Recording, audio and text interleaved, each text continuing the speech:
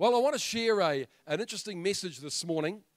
I want to ask this question. Have you ever had what seemed like a mildly crazy idea into your head and you thought to yourself, I wonder if that idea is from God?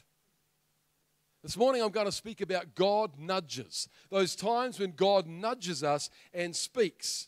Maybe you dismissed the thought as just a too crazy and too random. Maybe you thought it was just you and not really from God. You see, I believe that God speaks in ways that we don't necessarily discern as great and amazing. They come as crazy little ideas. They come as a thought, just a little nudge. That's why I've called the message this morning, God Nudges. What is a God nudge? A God nudge is a seemingly crazy idea that when acted upon, it connects you to God's amazing plans and purposes. It opens up a world to you. It opens up a whole situation that wouldn't open up if you didn't step out and act on that thing. Are you with me this morning? God nudges. I believe that God nudges us more than we realize, but we often dismiss them as, oh, no, that's just a silly idea. No, that's just me. I'm going to show you from the Word of God how God works like this. He actually operates through this kind of thing. Come with me to 2 Kings chapter 7, verse 3 to 11. And I don't have the words of the verses coming up on the screen because there's just a bit too many. And really it's just a story that I'm going to share with you this morning from the Bible. But feel free to follow through with me in your Bible if you'd like to. Otherwise, just sit back and listen to this story. Now, just a bit of background before I get into it. A bit of background is that the city of Samaria in Israel was being surrounded by an army of the Arameans, or your Bible might say the Syrians, same group of people. And the Arameans were holding the city under siege, so that what was happening was that they were trying to starve it out. They were waiting until the food had run out and famine had taken over the city, and that the people would eventually open the gates and surrender, and then the army would win the battle without too much effort. They just had to hold on. And so the city of Samaria was at starvation point, and it was things were looking very dire. So we take up the story in chapter 7, verse 3. Now 4 men who were lepers at the entrance of the city, Now 4 men who were lepers were at the entrance of the city's gate. And they said to one another, why should we sit here until we die? Anybody ever had to say that before? Why sit here until we die? If we say we will enter the city, then the famine is in the city and we will die there. And if we sit still here, we will die also. So now come, let us go over to the camp of the Arameans. If they let us live, we'll live. If they kill us, we will only die. Good reasoning, eh? It's like, we're shot as it is, so let's go over there and let's see if maybe we'll get some mercy. So they got up at twilight to go to the Aramean camp. But when they came to the edge of the camp, there was no one there. For the Lord had caused the Aramean army to hear the sound of chariots and the sound of horses, the sound of a great army. They had said to one another, the king of Israel has hired against us the kings of the Hittites and the kings of the Egyptians to come and fight against us. So the Arameans set out and fled during the twilight and left their tents, horses and donkeys, even left the camp just as it was and fled for their lives. When these lepers came to the edge of the camp, they went into one tent and they ate and drank, and they carried away from their silver and gold and clothing and went and hid them. Then they went back and entered another tent and carried some valuable things from there also and went and hid them. Then they said to one another, we are not doing the right thing. This is a day of good news, yet we are keeping silent. If we wait until the morning light, some punishment for not reporting this will come upon us. So now come, let us go and tell the king's household. So they came and called to the gatekeepers of the city. They told them, we went to the camp of the Arameans, and behold, there was no one there, nor the sound of man there, only the horses and donkeys tied up, and the tents had been left just as they were. Then the gatekeepers called out, and it was reported to the king's household inside the city. Just think for a moment. 4 guys, sick guys, outcasts, are sitting outside a besieged city waiting to die. They're not allowed in the city because they're lepers. They're worse off than everybody else. Then they get this harebrained idea to go and surrender to the enemy, reasoning that they're going to die anyway, so why not just give it a shot? Let's head across the plain. You never know, they might show mercy. I want you to understand, this was just an idea that struck their heads. It just seemed like a good idea, so let's do it. It wasn't like there was writing in the sky. Okay, men, lepers, get up and go across the plain. Hand yourselves in. It wasn't like, hey, guys, I just had this incredible dream. I just saw the gates of heaven, and God told us. It wasn't like that. It wasn't like an angel appeared to them or anything like that. It was just a harebrained idea. It was just I don't know, maybe one of them was saying, you know, guys, I've been thinking. Yeah, what have you been thinking? I've been thinking we should just go and give it a shot. Let's just see what happens if we head over there. Yeah, what have we got to lose? And they get over there, and they discover something incredible. God has performed a miracle of deliverance. He's gotten rid of the whole army. It's like, what if these guys hadn't have followed that thought? Just think about that. They get over there and they discover that God has gone before them.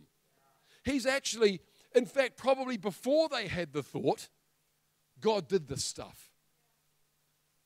And by following that little thought, they discovered destiny. They discovered friends, we got to be careful. We don't dismiss those little thoughts. Or we might be dismissing destiny. So God had actually intended for those guys to do what they did. This was God's will. It was all in his great scheme of things. He had actually gone before them and prepared the way. Now, friends, that's amazing, but that's God. I want you to understand that this is how God actually works. This is not an isolated story. This is not just a story in isolation to the rest of the Bible. We see this pattern right through Scripture. God works like this. Somebody has an idea. They act upon it, and then they discover that God's actually gone before them and set up an amazing thing. I wonder what great things God's prepared for you should you choose to act on that God nudge. That's the theme of my message this morning, and I want to stir your faith, and I want to challenge you to begin to believe and to begin to understand that some of the things that come into your mind, they are not just you. This is God. And I'll tell you this, after a while, when you start acting on these things and you start to see how God moves, you start to tune in and you start to become aware. You start to identify, oh, that's a God thing. This is something that's begun to happen in my life, and I've begun to realize, hey, this is not just an idea. This is actually from God, and something's going to come of this as I pursue it. God nudges. Imagine if these guys had not acted on that thought of going across the camp, going over to the camp of the Arameans. What would have happened? Well, they would have died outside the city, not knowing that hope was just across the plains, that there was actually deliverance. What's more, the supernatural act that God performed would have been wasted. You see, what happened was an amazing thing. God had caused the sound of an advancing army to be heard by the Arameans. Now think about this. This is more than just wind in the trees. This was more than just an earthquake or a bit of a rumbling up in the mountains. They had to hear the sound of horses' hooves. They had to hear the sound of chariots. They had to hear the sound probably of men yelling and a war cry. There had to be something to convince this army, because you've got to understand, the Aramean army they were the victors in this situation. They weren't sitting back in fear. They weren't frightful. You know, when a person's frightful, you hear things, and it gets you unnerved. These guys were not in that position. They were just waiting for this city to surrender. It's like, this will be easy meat, just waiting for the doors to come open. We'll just go. So they weren't in a frightful situation. So whatever happened, it took them from that place of security to a place of incredible insecurity, enough to drop everything and take off. This was supernatural. Now, if these four guys had not gone across the plain on that harebrained thought, let's go hand ourselves in, then that whole act of God would have been wasted. It would not have come to anything. I wonder how many acts of God around the world are being wasted because people didn't follow the God nudges. Now, you might say, oh, yeah, but, God in his great scheme of things, he understands and he knows. Yeah, maybe, but for the sake of the story, for the sake of the principle, let's consider for a moment that because of a failure on our part to follow that nudge, plans of God could be subverted. I think we need to take a sense of responsibility here. And we need to realize, God, you are You are wanting to involve us. You're willing to do amazing things. You're willing to move heaven and earth for ordinary people to engage in extraordinary acts and extraordinary works. You know, this story speaks so much of how God works. And I want to take just a little diversion here from my main theme right now, just to pick up on another point that I believe is going to really speak to people, and it's going to bless you. Because you see, in this story, instead of giving the king the thought to go out to the Aramean army, he gave the thought to 4 outcasts. I mean, think about it for a moment. Who in that city of Samaria is the most influential person? It's the first citizen, right? The king. The king, you know, if it was me, if I was God, which I'm glad I'm not because I probably botched the whole thing, but if I was God, I would go and tell the king. Because, you know, the king's got authority in the city. The king can mobilize. He can influence. He can get things happening. You know, I'd give the king a dream, and in the dream I'd show him the Aramean army all running for their lives and say, go out. But no, God doesn't do that. He chooses the 4 guys in the city who have the least influence. They're not even in the city. They have to live out of the city because they're lepers. He puts it in their hearts to become the discoverers of this great deliverance and the bearers of the best news the city could have ever hoped for. 4 outcasts. 4 of the least likely, the least significant people. I've discovered this, that God works this way. All through the Bible, once again, you see a pattern. God keeps using unlikely vessels. God keeps using people who are unlikely. He finds, you see, because the thing is that we look at things not how God looks. The Bible says that man looks at the outward appearance, but God looks at the heart. He's just looking for someone whose heart is right. It doesn't matter that they're not good looking. It doesn't matter that they don't have a degree. It doesn't matter that they don't have all these wonderful things and these gifts and talents. He's just looking for someone whose heart is good. Wow. Think about this. When the Lord was seeking a new king for Israel after King Saul had kind of botched it, the Lord told the prophet Samuel to go to a man by the name of Jesse, because one of his sons God was calling and choosing to be king. So Samuel went along to Jesse's place and he announced this news, and Jesse's thinking, wow, this is pretty cool. One of my boys is going to be the king. So he got all his sons lined up. And Samuel comes to the first one, Eliab. And Eliab's the oldest son. He's tall. He's handsome. He's in the army. He's probably, I don't know, maybe a lieutenant or he's carrying some responsibility. And Samuel looks at him and goes, surely, Lord, this is the Lord's anointed. And the Lord said, no, I haven't chosen him. Haven't chosen him. And he comes to the next one. Well, he's a bit of a step down, but maybe this is him. No. And he goes all the way to the end of his sons, and the Lord chooses none of them. And Samuel's thinking, hang on, I know I heard you, God. You told me to come to Jesse's house. So why have you not chosen him? There must be another son who's not here. Sound like a leper outside the city? And Jesse says, oh, silly me. Yeah, I've got another son, but it's David. Yeah, David, he's not king material. He's only about 17. He's just a kid. He's out looking after the sheep. He's got pimples, and he knows nothing about fighting. I didn't even think to bring him in here. And the Lord says, he is the one. He is the one. See, there's this pattern. Over and over and over. We see other examples. You know, I want to ask you this question. Have you ever felt small and insignificant? Have you ever felt like you'd be the last person that God would choose to use to do something great? Well, I want to tell you, friend, that if you felt that way, you're actually a great candidate. In fact, you're more than a great candidate. The Lord chooses you. He wants to use you. He wants to nudge you. He wants to put things in your heart, harebrained ideas, crazy things. You think, oh, but I haven't got the gift. Why did you go choose so-and-so? Choose that person. Look at all the gifts in their life. Obviously, God's going to use them, but he wants to use you. And he wants to take you places, and he wants to show you how he's opened up doors of opportunity, and he's done things.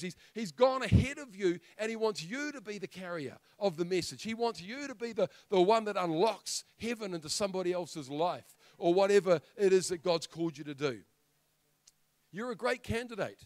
Moses was an outcast, and yet he was God's man to deliver the Israelites from slavery in Egypt. Joseph was left forgotten in an Egyptian prison, and yet God used him to save the world at that time from famine. Gideon was the least in his family, and his family were the least in the tribes of Israel. And God chose Gideon to deliver the nation. Rahab was a despised prostitute, but God used her to give shelter to the spies and to hand Jericho over to Joshua's army. How amazing is that? Mary was an insignificant teenager suspected of promiscuity, and yet God gave her the privilege of being Jesus' mother. Wow. You get the idea that God doesn't look at the way man looks, but he chooses people. He chooses people not based upon their credentials in this world. He chooses them just because they're available. Hey, let's talk about Jesus for a minute. You say, Jesus, he's the Son of God. He had the credentials. Yeah, but think about his earthly existence. Jesus was born in questionable circumstances. So you need to understand that back in the day, when Jesus was born, for a young woman to be pregnant before she was married was stoning material. And the baby in her womb would be marked for the rest of his life. A black mark against his name because he was born outside of wedlock. That was the world that Jesus was born into. And they were the circumstances that he had to deal with before he was even born. Talk about starting behind the starting blocks. Jesus didn't get a good start in life. And then when he was born, the night he was born, he was laid in a flipping feeding trough, an animal trough for a bed. It's like, what sort of honor is that for any baby, much less the King of Heaven? He was given a bad start. And then, of course, at the end, he was given up to death as a criminal. And yet, friends, he bore the sin of the world and brought about eternal life. God is into using the insignificant in this world. And if you ever feel like you're too insignificant for God to use, friends, you need to get rid of that thought. Perish that thought. Because God wants to speak to you and he wants to release something through your life. Wow. Don't you ever write yourself off as too insignificant for God to use to do something great. He specializes in using the insignificant, the outcast, and the unlikely. Now, what might God have planned for you? What amazing thing might he be working out right now for you to encounter, only to discover that you are actually a part of his awesome plan and you never knew it? I believe that God is doing that for every one of us if we're willing to pursue it. Now, listen to this. In Ephesians chapter 2, verse 10, there's this beautiful verse that reads like this. For we are God's handiwork, created in Christ Jesus to do good works, look at the underlined bit, which God prepared in advance for us to do. You see, God had prepared in advance for those 4 lepers to do something amazing, and they just walked into it by following a harebrained idea. The Bible's telling us that God has, if we could just bring that next slide up, there's scripture supposed to be up on the screen. That's it. There we go. God has prepared works of service for you and I to do in advance. What that means is he's actually gone ahead of you and he's made the way. He's put the bits together. He's connected the dots and he just wants you to step into it. You see, we might get this idea and it really is the Lord speaking to us, and maybe we've gone and checked it out with somebody, and another Christian that we trust their opinion, and they confirm, yes, this is definitely God. But we might think about it and go, yeah, but it's impossible. I can't do all that. Friends, you don't have to. I mean, if the idea had come to those 4 lepers, if the idea had come like this, okay, guys, here's the deal. Go across the plain and require the surrender of the Aramean army. Okay, 4 lepers, army with swords and shields, chariots. There's a little bit of a power difference here, God, don't you think? Hey, I mean, if it had come like that, we would all agree. It's a ridiculous idea. Maybe just as well it didn't come like that. Maybe it's just as well it was just, why sit here till we die? Let's go. And then they discovered God had actually done all the rest. See, God's prepared works of service for you and I. And what comes to you may seem too big, but it's not too big for God because he's prepared it. When you obey the nudges of God, you walk into destiny, friends. And I want to stimulate some faith in you today. I want to say to you, listen, you are not insignificant in God. You're called of God. You have heaven behind you. There are great things for you to do. And I believe there are great things for us as a church to do. I believe that what we're seeing with Project Katak, and I mentioned about our rising tides, there's a lift of faith going on in our church right now that I've never seen in the 26 years I've been in this church. There's a level of generosity that I have never seen. And friends, it's you. This is not some church down the road. This is not some church in America, because all good things happen in America, don't they? This is Palmerston North. This is our church. Something great is happening. Friends, I believe that God is getting us ready for a great launch. He's getting us ready to start to impact nations, start to get us ready to impact our community. So let's get on board. Let's be a part of that. Don't sit back and watch it happen. Be on board making it happen. That's a way better place to be. So God has actually prepared special things for you to do with your life. That's amazing. Now, do you know what that means for you? Listen to this. What this means for you is that God thought about you and planned for you to be a part of his large scheme. You are not unknown to God. He's actually thought about you. He's built you into his cosmic plan. And it means that you're not forgotten. It means that you're not a mistake. It means that you're not insignificant. God cares about you, and he cares about what you do. He really does. Sometimes we think, oh man, I feel forgotten by God. Where are you, God? I'm lost. God has not forgotten about you. He's planned great things for you to do. He didn't forget about Joseph when Joseph was in the prison. If anybody had the reason to feel like God had forgotten them, it was Joseph in the Old Testament. He had a dream from God. God had put some destiny into his heart, but here he was in a prison and with no hope of changing his circumstances. And yet he still fulfilled God's plan and purpose as he maintained, I believe, his eyes on the Lord. I want to encourage you this morning, if you're feeling lost, if you're feeling like, man, where is everything going? I just feel like I had these great dreams, but nothing seems to be happening. Just turn your eyes to Jesus again. Lift your eyes again. Say, Lord, I'm here. I'm ready to go. There's nothing I can do. I can't change my circumstances, but my eyes are upon you. And I'm looking to you, Lord. And that's going to be my fixed position. Friends, you are right there in a position for God to take you into his destiny. Now, when you engage with God's planned purposes, his pre-planned purposes, it connects you to the divine. It gives you a sense of incredible significance. You realize that you're not alone in this life, but that he is with you and that he's guiding you. Man, I love this concept. I love this thought. I love experiencing God in my circumstances. And when you look at it and you go, there's only one explanation for that. God did something amazing. It gives me that sense of partnership with him. I'm not alone. I'm not forgotten. He's with me. He's not a distant God.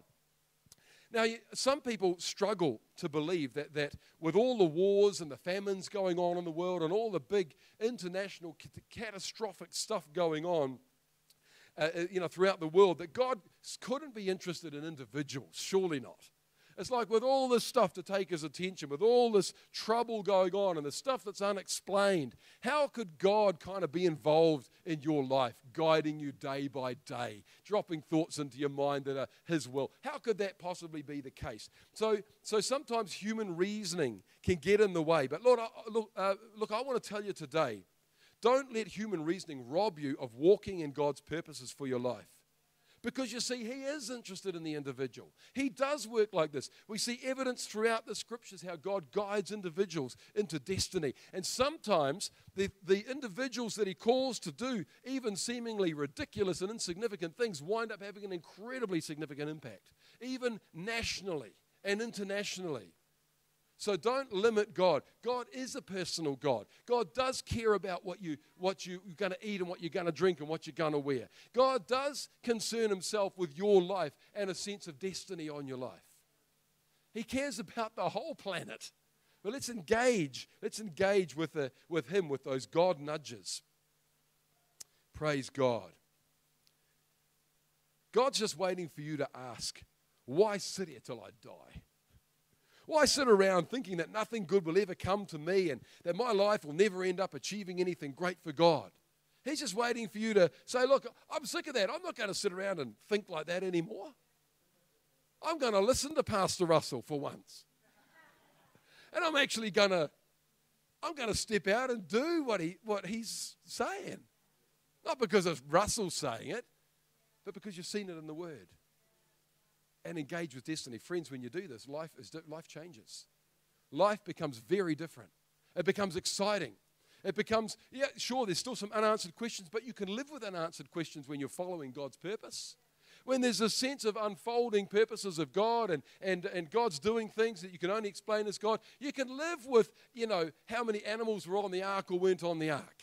You can live with how's Jesus going to come back. I don't know. How's all the world going to end? I don't know. You can live with that sort of stuff when you're walking in partnership and in relationship with Jesus on a day-by-day basis. Don't let those unanswered questions bother you. Is the world young? Is it old? I don't know. How did the stars get there? We get so caught up in things that actually aren't super, super important. Jesus is the most important. Let's make sure we stay with him and follow him and have that living relationship that's a real thing happening in our lives. Why sit here till we die? Hey, you get that harebrained idea. It comes into your head and you think, whoa, where did that come from? I want to challenge you to act on it. I want to challenge you to do something with it. If you're thinking, wow, I'm not quite sure what I should do, go and talk to somebody. Come and talk to me. I'm happy to talk to you about harebrained ideas. Because I've actually learned that harebrained ideas, more often than not, come from God. And God will do great things through them. So don't just chuck it out and go, that's just crazy. There was another story in the Old Testament, and I'm not going to turn there and read it. I'm just going to narrate it, summarize it. There was a time where Israel, under King Saul, they had formed up battle lines with the Philistines. The Philistines were well equipped, they were well regimented and organized. On the other hand, the Israelites, they were very few in number, they had hardly any weapons, they had no great equipment, and they wound up hiding in holes in the ground, the Bible says, and hiding behind bushes for fear that they were going to get annihilated. And it was like, man, what are we going to do? And they just didn't know what to do. Saul had no idea what to do. The Philistines were just sitting there going, oh, look at those Israelites. There they go, hiding like animals in the ground. They were despising them. But anyway, Jonathan, this is Saul's son, he had this crackpot, harebrained idea. He said to his armor bearer, hey, I've been thinking, I'm sick of this. This isn't the way it's supposed to be. We're not supposed to be sitting around, sitting in holes. How about you and I, we go across the ravine over there to that outpost of the army, and let's just go poke our tongues out at them. Pick a fight. It sounds like a haka, doesn't it? Let's go pick a fight with these guys. And so his armor bearer says, hey, I'll tell you what, if you go first, I'll come behind you. And so off they go, like a couple of kids. Just a harebrained idea. They didn't know if they were going to survive. They didn't even know if God was going to be with them. But they thought, let's give it a go. It turned out to be God's destiny. It turned out they picked a fight. They won the fight with the first few guys. They carried on. It's like, wow, far out, something amazing's happening here. All the Philistines are wandering around like they're drunk. We just keep stabbing them with swords. And beautiful, eh? Who comes to church? There's all the blood and gore and everything else. Anyway, so the next thing you know, the whole Philistine army just starts to turn into turmoil, and the whole army starts to flee, and God turns the whole thing around. Why? Because of one crazy idea. One crazy idea. I don't think we should sit around Palmerston North or sit around New Zealand going, why don't people want to come to Jesus? Let's just start to act on some of those ideas that God gives us and see what God does. We don't have to have all the plans. We don't have to know how it's all going to happen. We just need to be obedient and start to listen to what God says. Amen? Are you being inspired this morning? Is it this afternoon? This afternoon? Hey, I want to share with you something that's been happening in my life over the last couple of weeks. About 3 Sundays ago, I shared with you that when I was up in Auckland doing my study week about 3 or 4 weeks ago, while I was in prayer one morning, I just felt the Lord tell me, go for a walk, just walk down the street and just start engaging with everybody you see. Just, say hi to people, smile at people. Give yourself enough time so that you've got time to come back and, get ready to go off to Bible college. You're not in a hurry. And when you come to bus stops, just stop and chat with people that are sitting there waiting for buses. So, yeah, that sounds like fun. No particular agenda, just go and talk to people. So I walked down the street and I was chatting with people, and it was just awesome. I had some great conversations with people. People seemed really genuinely happy to have somebody, a friendly person, just to talk with them. And so I did the same the next day, and that was great fun. And then I felt the Lord say to me, when you get back to Palmy, and I don't know if you remember me mentioning this, but I did say to the church, I said, look, the Lord's told me to do something. I'm not going to tell you what it is till I've done it. But what I felt the Lord say to me was, on Thursdays in your lunch hour, whenever you've got a free lunch hour on a Thursday, head into the square and just go and sit down in the square and talk with whoever comes along. Just chat with them. Don't go in with an agenda. Don't go, obviously I want to share the Lord with them at some point, but don't go there. I just felt the Lord saying, don't go down there with an agenda of this is how you're going to do it. You're going to say this, and then they'll probably say this, and then you'll ask this question and transition it over to that and start talking to them about church and about Jesus and share the gospel with them, I'm not saying that's necessarily wrong, but I just felt the Lord saying, don't do that. Just go and talk with people and see where the conversation will go. Bit of a harebrained idea, but I thought that sounds like fun. I reckon I can do that. So 3 Thursdays ago, I started this. And I just went and sat in the square and I chatted with a bus driver who had just bought a bus down from New Plymouth and was going to take another one from Wellington back up to New Plymouth. And so I just sat and chatted with him. Wow, we had a great time. And it was like he was really thrilled just to have somebody to talk to. And now I'm showing him photos on my iPhone and things. We got to talk about Project Katak, and he was really interested in that. And then we started talking a bit about Christianity and religious background and all that sort of thing. That's as far as that went. But it was all really natural and it was beautiful. Well, 2 Thursdays ago, I went back down into the square and I sat down and I got chatting with this young couple. Just this young couple that were just sitting down with their kids and just in the square.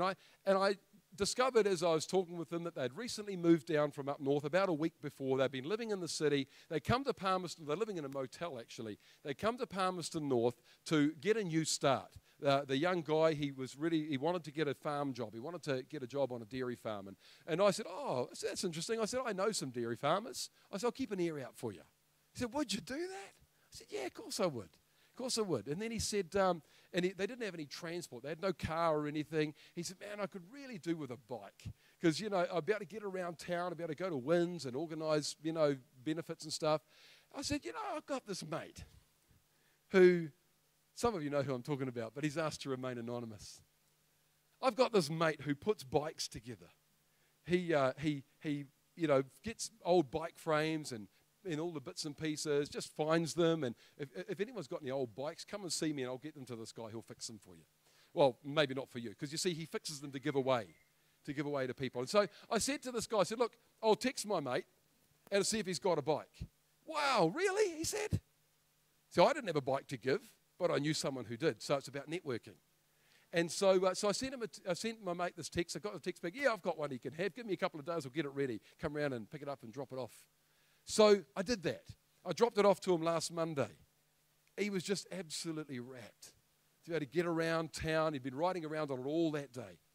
And what's more, I discovered that they were moving house. They had managed to get a house. They were living with the young lady's mum at this stage, and they had gotten themselves a house to move in on Wednesday. So I said, well, would you like a loan of my trailer to get your stuff down there? Oh, that'd be great. Yeah, that'd be fantastic. So in between times, I felt to text a farmer friend of mine who lives out at Rongatia. And I said, hey, you wouldn't happen to know of any farmers that are looking for a farm worker, would you? He said, no, I don't actually. But he said, I've got a day's work out at my place. If this guy's keen to work, if he could get out here, I've got a day's work, just on the farm, tidying things up, getting things set up. So I organised this, and this young guy spent all of Friday out there working. That's awesome, man. And his partner's just like, wow, this is incredible. And I'm just discovering that there's all these connections that, these things have been set up. And God's just out of this harebrained idea of talking to this young couple, God's starting to impact their life. And it's not taking up a whole lot of my time, just a bit before work and after work and a whole bunch of texts, networking and all this sort of stuff. And so he spent the day working out on the farm, and I sent a text back to his partner later on in the evening. I said, how did he get on? And she said, oh, he's just gotten back 5 minutes ago, and the farmer's offered to pay him in either cash or meat, which is awesome. And she's like, I didn't think he was going to get anything, but he's getting paid for the work. And now he's got another couple of days' work this coming week. It's a foot in the door, and it's just like, thank you, God. And I just realized out of this whole situation, it's ongoing. I don't think it'll be terribly long before we'll see this family in church. They've already asked about church. They're just like, wow, this is incredible. The mum, this young lady's mum is now she's like, this is amazing that they met you. And she's really keen to wanting to get involved in things and stuff. I'm like, thank you, God. And I can't wait for next Thursday. Because I'm thinking, who else is there, God? Who else are you going to connect me to, And so I'm only sharing that just to say that, I believe that this is the way God works. And I don't want you to think, oh, okay, well, I better do exactly what Pastor Russell did and go into the square. No, because the Lord told me to do that. You do what he nudges you to do. It might not be that, okay? So this isn't like a one-size-fits-all. This is how it's got to be done. Just follow the God nudge and let the Lord lead you and do amazing things. Man, I've got to finish, time's gone. Hey, let's, Al, if we could have you come back to the keyboard, wherever you are. Got plenty of time, have I? Oh, here he is. He's behind me. That's brilliant. Okay, let's just wrap this up, And then we'll go home for lunch. All right. Hey, just in conclusion, oftentimes those God nudges are just that. They're just a nudge. They're not a voice from heaven or writing in the clouds. It's just an idea that you choose to act on. And I've discovered that this is how God speaks. You see, 1 Kings 19:12 says that his voice is a still small voice. It's not a booming voice. So don't go looking for a booming voice. Start to listen inside. Start to just catch those moments. Hey, I've had this thought. And act on it. Do something to act on it. Get the wheels turning. The saying goes that you can't steer a parked car. But when a car's moving, you can steer it. Get moving. Get doing something. Why sit till we die? Just do something. There's lots of opportunities here in Salt to do something. You could put in a pledge to Project Katuk, and that's getting the wheels moving. It's putting yourself out there that God can begin to guide you. He can begin to do something to grow your faith, and it can open up a whole world. Next thing you know, you're giving tens of thousands of dollars because you've learned how to give in faith. Join the men's work team, Teamworks. Men, get involved in Teamworks. Start to get involved, reaching out to our community. And you watch what God does as you just make yourself available. Come along to a meeting we've got on Thursday at the Function Centre this coming Thursday night to talk about how ideas of reaching the community. Let's see what God brings out of that. Maybe he's given you an idea and you're not too sure what to do about it. Come and talk. Come and talk with us. Let's seek the Lord together. Let's do this thing together. Amen. Who's ready for some God nudges? Praise God.